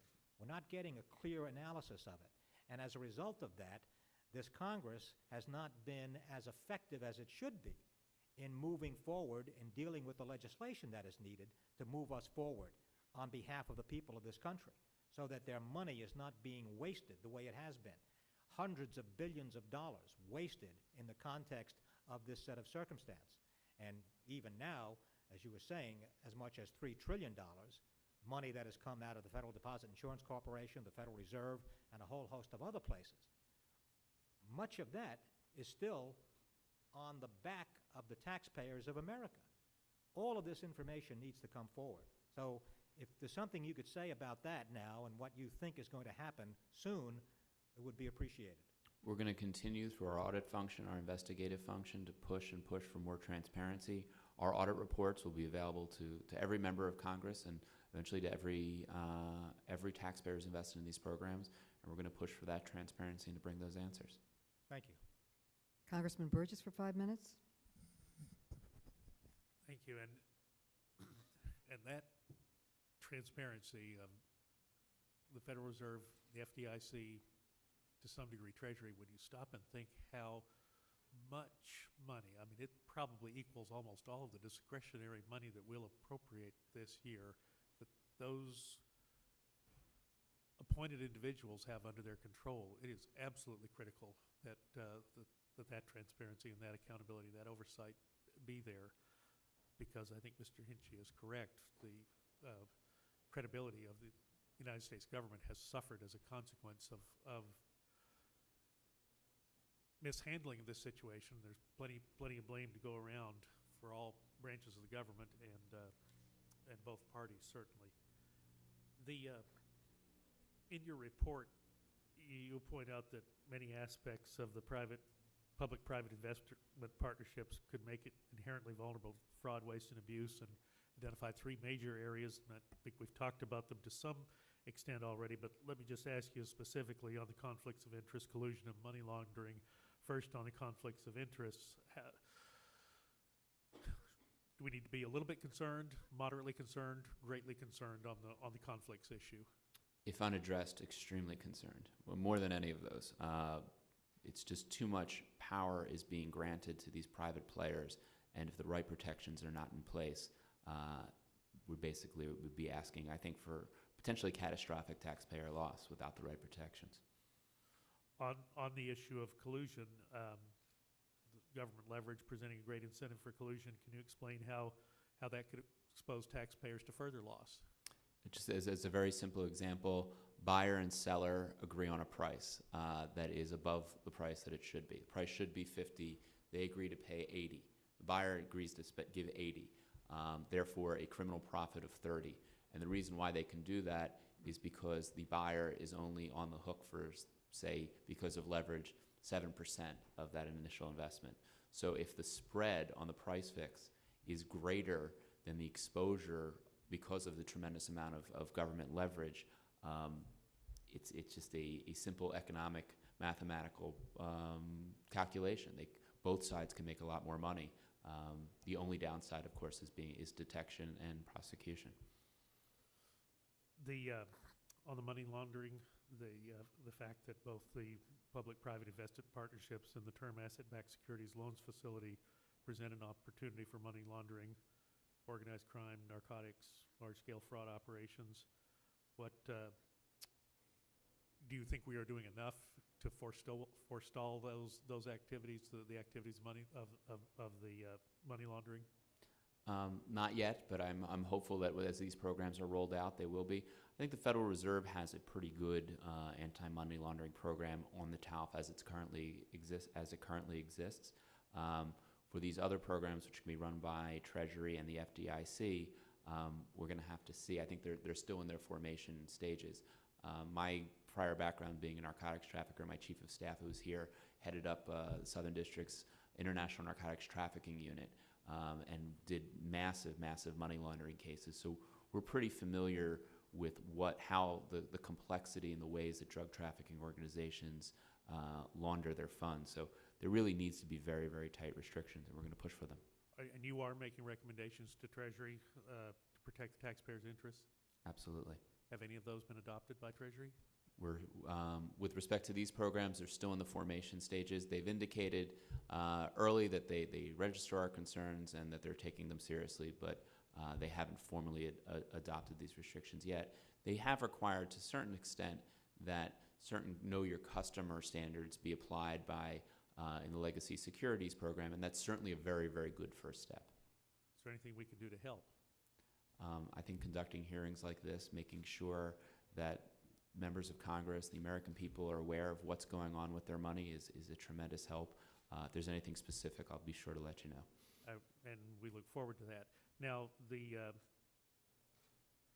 your report documents a potential increase in leverage from the interaction of the public-private investment partnership and the term asset-backed securities loans facility. You note that the potential unfairness to the taxpayer and the additional risk could, that the unfairness and the additional risk could pose to the taxpayer. Can you also explain how this could magnify the dangerous incentives already in place? This one really concerns us and concerns us greatly. When this was rolled out, it wasn't really part of the initial announcement. It was in one of the term sheets. When I saw it, it raised my concern. One of the basic things that was explained to us, because we made this series of recommendations with respect to the TALF back in February, and one of the things they kept pressing to us, the Federal Reserve and the Treasury, is that based on the complicated economic models that the Federal Reserve conducts, is that this haircut, the skin in the game, the amount of money the private investor is responsible for putting up personally before getting these non-recourse loans was crucial from a credit loss as well as a fraud risk. And when you have these programs interact, particularly what you have in the PPIP program, Treasury lending money to the fund manager, and then taking that already leveraged lent money and bringing it to the TALF window, you're diluting that interest, that skin in the game, by at least 50%, thereby undercutting one of the fundamental protections for the taxpayer. So that causes us great concern, and as you also noted, the leverage on leverage. So that fund manager who has that tremendous ability and power to set the price, when you're pricing it for a security which in an illiquid market, you're now magnifying that ability by 2, 3, 4, 5 times, thus increasing the dangers, making it all the more important that we have the right fraud protection measures in the original program as well.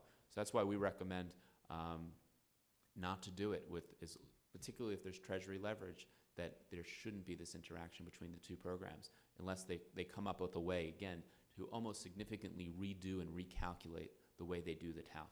I'll just say again, I hope they're listening to you. I thank you, Madam Chairman. I'll yield back. Yeah. Congressman Cummings for 5 minutes. Thank you very much, Madam Chairlady. You just said something that really struck my interest, and I hope it doesn't go by our committee. You said that one of your greatest concerns is the conflict of interest issues. Is that right? It is a very grave concern of ours. And why is that, Mr. Barofsky? And what do you mean by that? And let me tell you where I'm going with this. A lot of my constituents, when they see who the players are, they feel as if everybody came off of Wall Street. And as they say to me in the grocery store, these folks may be playing golf together, social events and all that kind of thing. And what's to say that things are not being done, which is not necessarily, and I'm not accusing anybody of anything, I'm just telling you what my constituents feel, in the public interest. And so that's one type of conflict. And I think it's very important, if the president is going to, and the leadership, this Congress is going to turn this economic situation around, that the public has a certain level of confidence that everybody is playing fairly. And you just gave some scenarios that were very, should concern all of us. And I'm just wondering, what, with regard to conflict, what kind of recommendations have you made? And when we spoke to Mr. Devaney, by the way, with regard to the stimulus package, who was the kind of the watchdog trying to help folk. He said one of his most basic concerns that he prevent people from doing stuff wrong. And I'm just wondering, is there any of that here? Are you following me? Sure. I mean, I think Okay.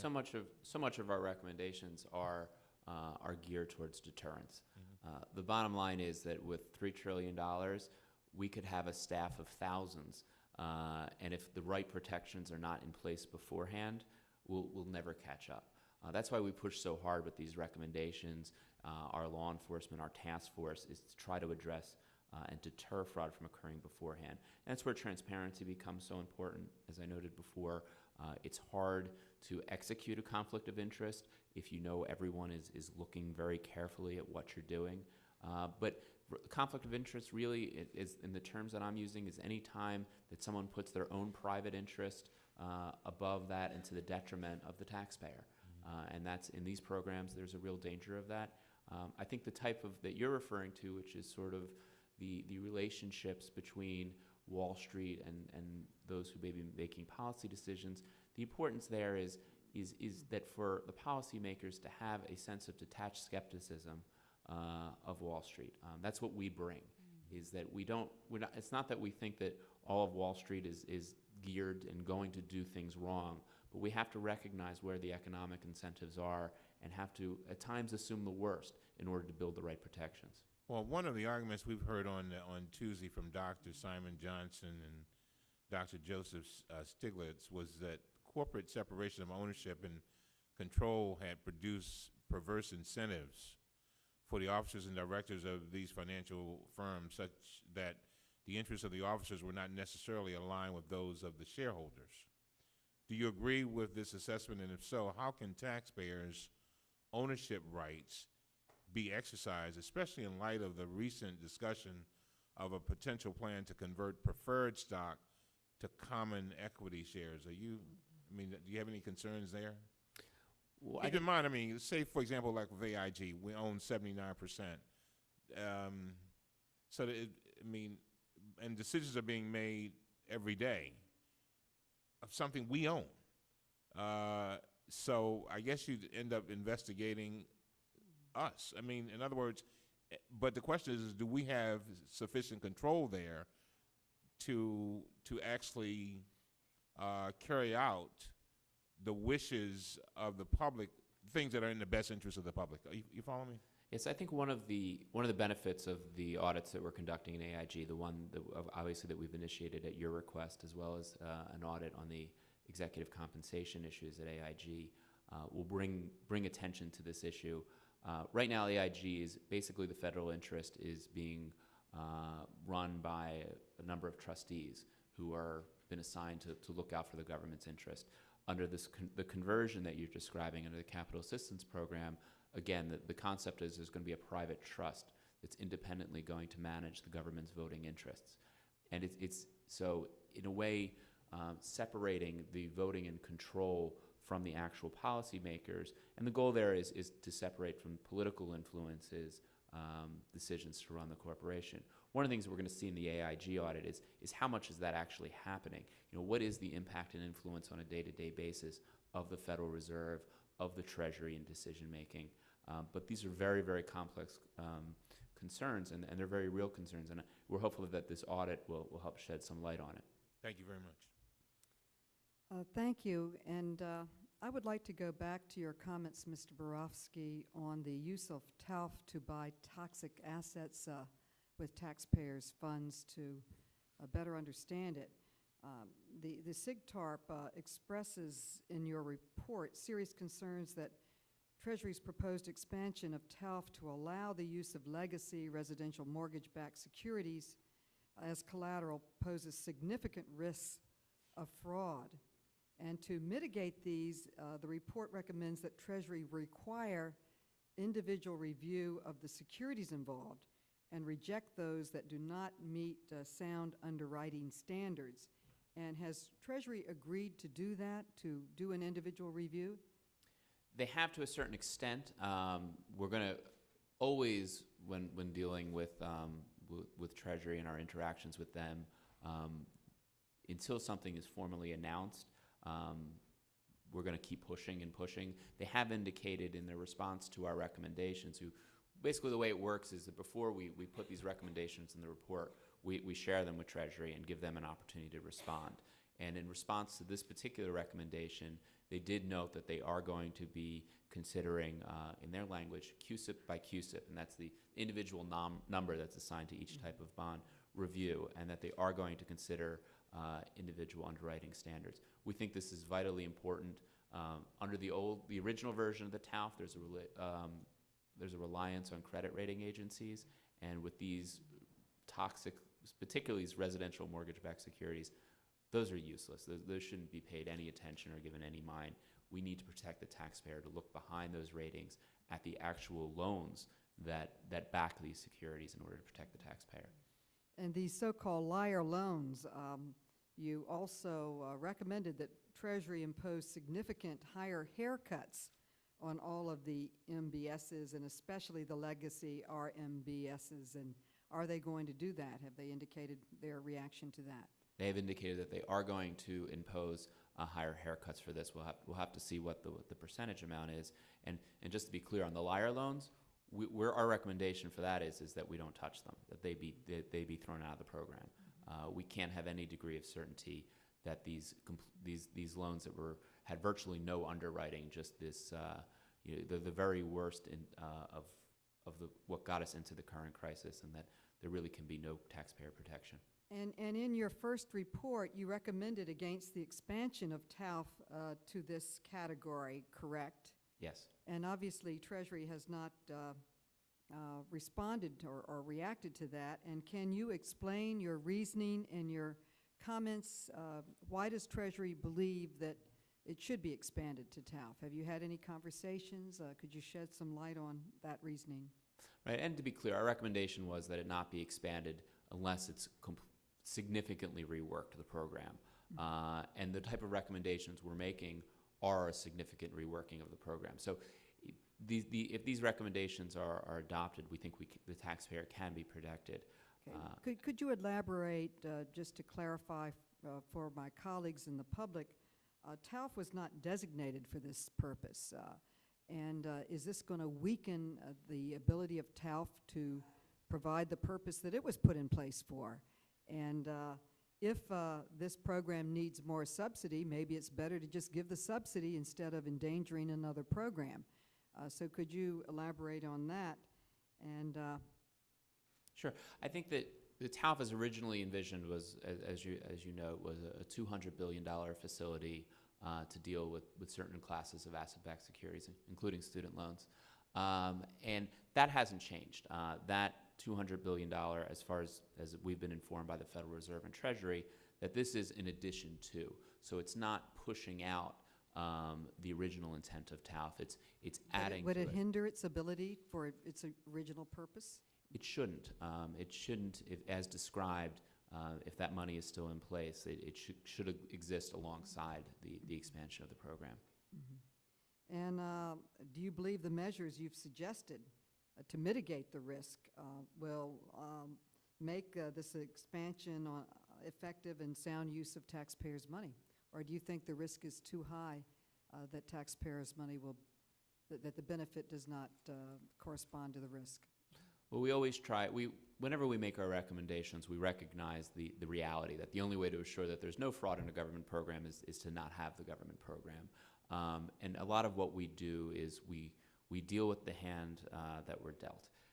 And we try to make our recommendations to protect these programs from fraud, waste, and abuse to the greatest that we can, given what the programs are. So it'd be a very rare circumstance where we would come out and say, you cannot do this program, it is too vulnerable to fraud. I think that with the right protections, we can be okay. Thank you, and the chair yields 5 minutes to Mr. Henchy. Excuse me, Mr. Burgess, I'm sorry. He left, Mr. Brady. I was Mr. Burgess. Thank you. I appreciate the recognition. Let me ask you a question. Mr. Barofsky, Secretary of the Treasury Henry Paulson and Federal Reserve Chairman Ben Bernanke pressed some major banks to accept the Troubled Asset Relief Program funds in October of '08, even though these large banks neither needed or wanted the TARP funds. Now, some of the banks, notably Goldman Sachs, JP Morgan Chase, want to return the TARP funds immediately, but the administration has talked about imposing a national interest test to block well-capitalized banks from returning TARP funds. In a fiscal year where federal deficits will exceed $1.8 trillion, or 13% of the GDP, does blocking well-capitalized banks from repaying the taxpayers serve the national interest? That is a policy-based question that really is better asked to the Secretary of Treasury. I will note that in the Stimulus Act, which changed the rules regarding the ability of banks to repay or redeem their preferred shares, it is in consultation with the regulators. Ultimately, it's the regulators' decision as to whether to approve or not approve, or at least it should be the regulators' decision to approve or not approve the repayment of funds. But your more fundamental question is one I'm afraid I'm not really qualified to answer. And I appreciate that, and I appreciate your honesty. Just intellectually, it seems as if the banks no longer need the money. It would make sense to give it back. It would make sense to allow them to do so. Could you speculate as to what would be the moral hazard for not allowing them to repay the money that they felt they no longer needed or didn't need in the first place? Well, I think a lot of this gets to use a phrase that was used earlier during this hearing, in a lot of spin. In order, from our perspective, we don't like to get into speculation and addressing the motives without a full-fledged audit. And we are doing an audit. Part of our audit into Bank of America includes looking at that fateful day in October when the 9 financial institutions were called to the Treasury, and as you say, we're basically told that they're going to be accepting these infusions of capital, and we'll be able to provide more detail through that audit. Very well. Can we talk AIG for just a minute? Sure. What can you share with us about your findings so far through the audit as you've been through it concerning potential overpayments made by AIG to its counterparties? Generally, I can share with you very little. One of the tenets of an ongoing audit is that we, as a matter of policy, we don't share information until the audit is complete. And there's a number of reasons for this. One of the most significant is we want to encourage an atmosphere of free-flowing of information with AIG, with the Federal Reserve, with Treasury, and if we start disclosing information as we go, it can impact the actual audit itself. It's a long-standing audit principle. The one exception that I have drawn on that is in the use of funds, where we are going to be doing preliminary results even before our audit is concluded. And I've given some anecdotal answers because we think it's such a vital and important issue to get that information out because of its impact on our other recommendations. But I have to ask for your indulgence to allow us to finish that audit before we start giving results and observations. And then I have to ask you, when can we expect to see the completed results? My current plan is that all of our audits, our 6 pending audits, will be completed by this summer. And I'm hoping that it'll be earlier in the summer than later. But that is our goal right now for each of the audits, including the 2 AIG audits. So we could look forward perhaps to hearing something in late June or early July when we have this quarterly visit again? I would say within the next 3 months. I'm hopeful that we'll have some of these audits completed, if not all of them. Very well. I just, on the issue, the senator from Minnesota brought it up about the having the hotline and how critical that was last fall when we did not have any sort of infrastructure at all, and we would get those venting calls. I mean, a lot of venting calls, thousands of venting calls. It would have been great to have a 1-800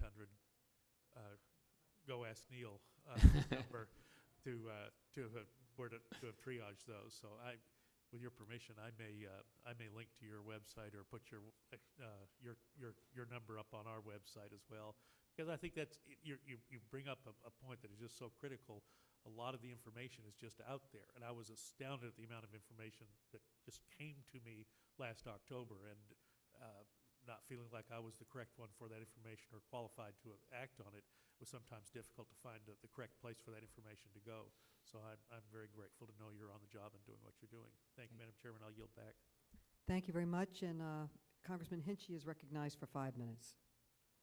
Well, I want to very much agree with what was just said and express once again my appreciation to you. It's very important for all of us to stay in close contact with you. What you're doing is critically important for the economic circumstances that this country is confronting. And so we are very grateful to the competent way in which you're doing this. One of the things that you have done is to highlight the lack of financial disclosure, the lack of information coming out of this whole financial situation. And as I was reading your SIG TARP report that came out just recently, one of the things that you talked about was the fact that you had checked in with, I think it was 364 recipients of the TARP funding, and that you had contact with them, you were asking questions, you were trying to get information from them, and you were pressing for, the facts. How much money did you get? What did you do with it? What were the effects of what you were doing? I mean, this is public money. This is money that is owned by the people of this country, and so that should be known. And what you are doing, obviously, is so important, and you're doing it in such a significant way. But the Treasury comes back and says, no, it's not going to be possible. We can't do that. That information cannot be delivered. But then, in the context of those 364 operations that you looked into, you made a very interesting statement, which is that some banks were able to provide detailed, at times even granular, descriptions of how they used taxpayer money. So if some banks can do it, why cannot all the banks do it? And I know that they all can, but I know also that they don't want to for their own particular reasons, whatever they may be. We can speculate about what those reasons might be, and it would be interesting to do so. But that's the situation that we're confronting. So what do you think is going to happen as this moves forward? Do you think you're going to be more successful in this to get that information out through the Treasury and through the banks? Or what is it that we should be doing to try to make sure that that actually happens? We're going to keep trying. We're going to keep pressing. I believe that the logic of our arguments ultimately should win the day. Obviously, Congress has the ability and power to statutorily require this type of requirement of information. You've required me through the Special Inspector General Act. Once it's signed, you've actually required me to do this report. We got out in front of it back in January, but part of that requires us to report to you by September 1st on how the financial institutions have used their funds. Those similar type of requirements certainly could be imposed on Treasury. Well, good, and I hope that there's going to be more success here as time moves on and we get much more openness. Your report notes that since the SIG TARP's office has only preliminary information, the recommendations are not necessarily at a very high level. A few of the recommendations you put forward are interesting and very important. I'd just like to mention them. Here's what you are recommending. Treasury should place strict conflict of interest rules upon the public-private investment program and the managers of that program so that investors in this program would not have the potential to artificially inflate prices of the assets. Very important. Treasury should mandate transparency, which would ensure that taxpayers know how their funds are being used and that such transparency would identify conflicts of interest. Stringent investor screening procedures should be in place to prevent money laundering. All these things are so solid that you're recommending and so critically important and so obvious that they should be done. So you've noted that this program is particularly vulnerable to fraud at many levels. Given the Treasury's track record on instituting accountability provisions in its contracts, what do you think the strategy should be to encourage the Treasury to employ the recommendations listed in the report in this program? Well, I'm going to remain optimistic. I'm an optimist by nature. I'm going to remain optimistic. I think that putting aside even my optimism, I think the consequences of failing to adopt these recommendations are so great, and I've communicated this to Treasury earlier this week, that we fundamentally want these programs to work, and as Special Inspector General, it's vital to us that these programs work, and the dangers here are so bad in our view that if they're not addressed, it's not just a question of a little bit of fraud here or there, but it's putting into question the very American people's confidence in their government and the ability to get us out of this financial situation. It puts into danger the very recovery. We think it's so fundamentally important that we're optimistic that Treasury is going to recognize these dangers and what the potential consequences of failure to protect the taxpayer money, that we're hopeful that they will be implemented and implemented in full. Well, Mr. Barofsky, I thank you very much for everything you're doing and for everything that you've said and the answers that you've given to the questions here today. Thank you. Thank you. Mr. Cummings for 5 minutes. Do you, thank you, Madam Chair, do you, what do you see as those consequences you just talked about? Well, I think that in the first place, we could be looking at literally hundreds of billions of dollars that are lost to fraud of taxpayer money. That's, to me, obviously is part of my mandate is front and foremost.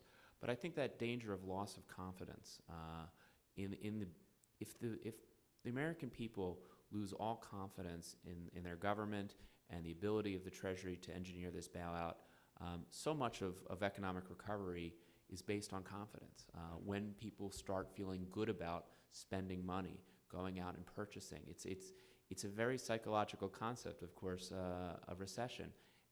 And if there's a perception out there that all this program is picking winners and losers and rewarding a taxpayer expense and loss of hundreds of billions of dollars of fraud, it's going to have an impact beyond just the money that's lost. It's going to, I think it could damage the psyche of the American people. I think it's critical that we make sure the American people know that we're protecting their investment and that ultimately that's going to help lead to recovery. Without you, first of all, I agree with every syllable you just said. But without going into the AIG situation, just one question generally. Are you getting you said everybody was cooperating with you. I assume that includes AIG. Yes, I would say initially there was a little bit of back and forth, but as of this week, the information is flowing. As of this week? As of this week, information is flowing. And how long have you been looking into them? It's been a couple of weeks. Oh, okay. All righty. Just curious. We've heard a lot of discussion about the stress test for certain TARP recipients. From what I understand, these tests are complete or nearly complete. Do you think the results should be made public, and do you think the tests are considering the right scenarios and asking the right questions? I don't really feel fully qualified to answer that question because, first of all, I haven't seen the results of the stress test, and we have many areas of expertise, but that type of regulatory detail is not something that we've looked at. I think it is something we're going to look at. I think that is the subject of a future audit once we have the right staff and personnel in place to be able to answer that question, but at this time I think it's too early for us to do so.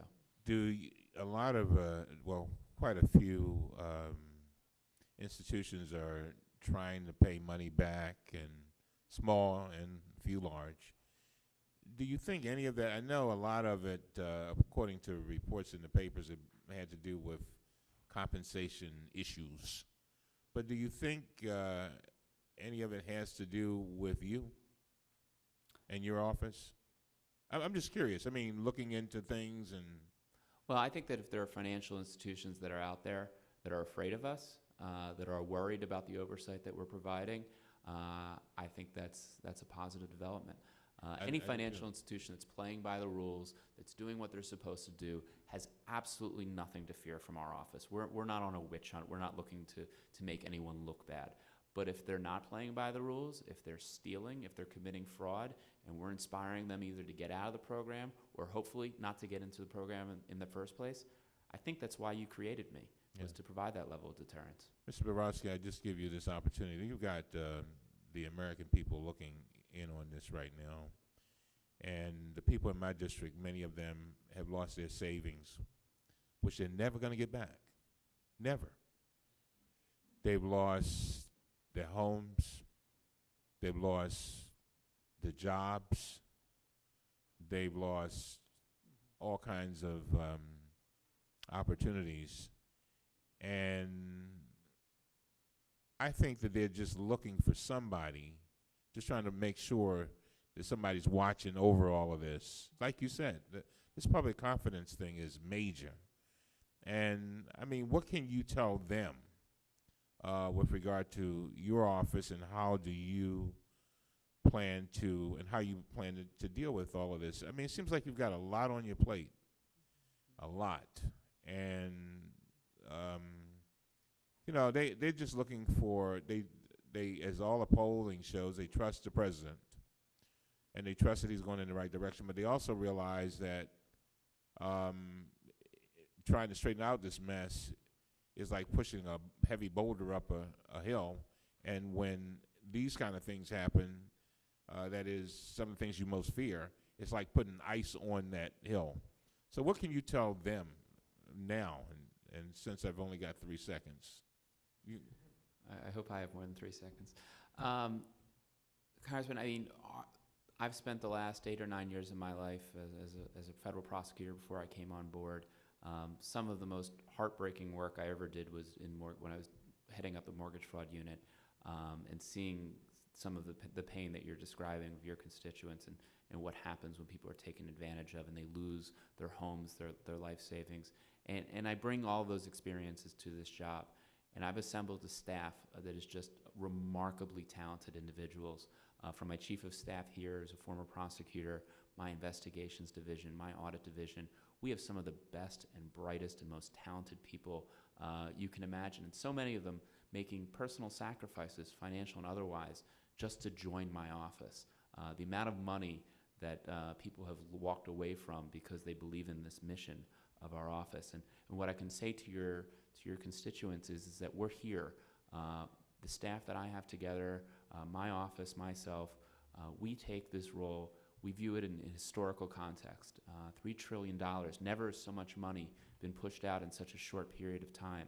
And you, the Congress, have given us an enormous responsibility, and it's one that we bear every single day. And we're going to be looking out for the taxpayers without regard to any political concern, economic concern for ourselves. We have an important role, and we're going to fulfill that role. Thank you. Well, I want to thank my colleagues, and particularly want to thank you, Mr. Barofsky, for your public service and for your testimony today.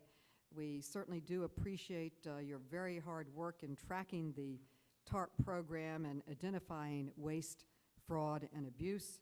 Clearly, we have a tremendous obligation to protect taxpayers' funds. I appreciate your efforts in this area, and I hope you'll come back and speak to us again when your next report comes out.